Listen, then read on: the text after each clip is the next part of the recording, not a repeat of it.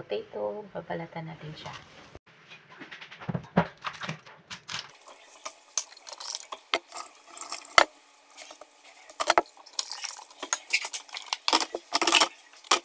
Ito ang gawin nating recipe ngayon with itlog.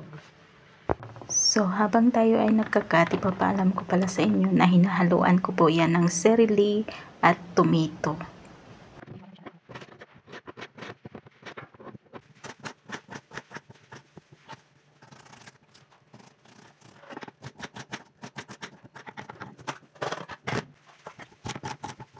So, ito na nga po pala ang celery.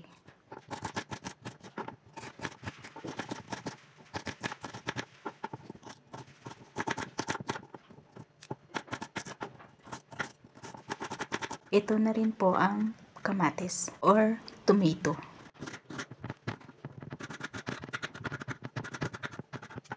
Ito naman ang tatlong itlog. Haluan natin ng konting asin at i-mix. So, ito na yung ating kawali. Painitin. Maglagay tayo ng konting olive oil. Ilagay ang onion. Tapos, i-mix-mix. Hanggang sa mag-half cook, ilagay ang bawang. Unahin po ang sibuyas para hindi po masunog ang bawang. Tapos, ilagay naman natin ang potato. Tapos po sa potato, nilagyan ko po yan ng Knorr cubes. Pinament ko po dyan yung Knorr cubes para pampalasa.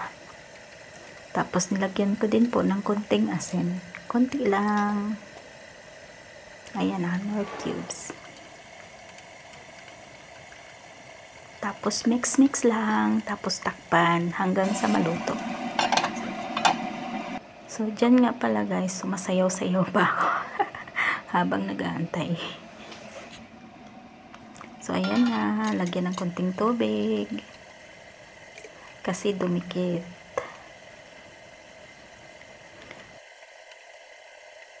Inalis ko pala yung ano dyan, yung bawang. Dahil hahaluan ko po siya ng itlog. So, hinalo ko na rin dyan yung tomato. Tapos, mix-mix lang. Tapos, tinakpan ulit. Tapos, pasayaw-sayaw muna. Pakanta-kanta, sayaw-sayaw. O, diba? Ganyan lang. Tapos, check naman natin. Oops, mainit pala. O, ayan. Ready na. O, diba? Nilagyan ko pala yan ng konting olive oil para hindi siya masyadong madikit sa kawali. So, ayan. Pasayaw-sayaw muna tayo. Sayaw, sayaw. Sayaw kasi hindi pa masyadong luto ang potato. So, ayan. Mikos-mikos. Sige. Tapos, dyan na nilagay ang sirili. O, sirili. Mix-mix. So, ayan. Tapos, pagkatapos niyan, takpan lang. Tapos, mag-antay hanggang maluto in few minutes. Tapos, kukuha tayo ng isa pang kawali para sa ating itlog. Ayan na. Maglagay tayo ng konting olive oil. Tapos, yung itlog. Asa na yung itlog? Sige pa, sayo-sayo pa. O, yung itlog na bati. Yung, ayan, yung itlog. Kalahating itlog muna. Tapos, ipatong natin yung ating niluto na potato. Diyan. Ayan. Sa nakikita nyo. Sobrang delicious.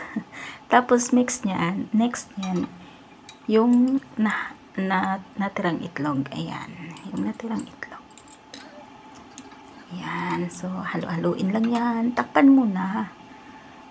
Ayan. Takpan muna. Para naman mag-absorb konti yung itlog sa potato. So, ayan. So, hindi ko na pala yan nilagyan ng maraming asin kasi yung itlog may asin na yan. Tapos, yung Knorr cubes, maalat na din. So, ano lang, estimate lang sa panglasa. So, ayan, ready to eat na. Luto na yan. Luto na yan. So, tingnan nyo guys.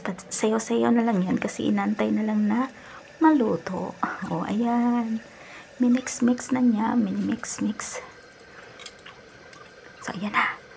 Charan! Oh, diba? Ganyan lang kadali magluto ng itlog with potato. Oh, diba?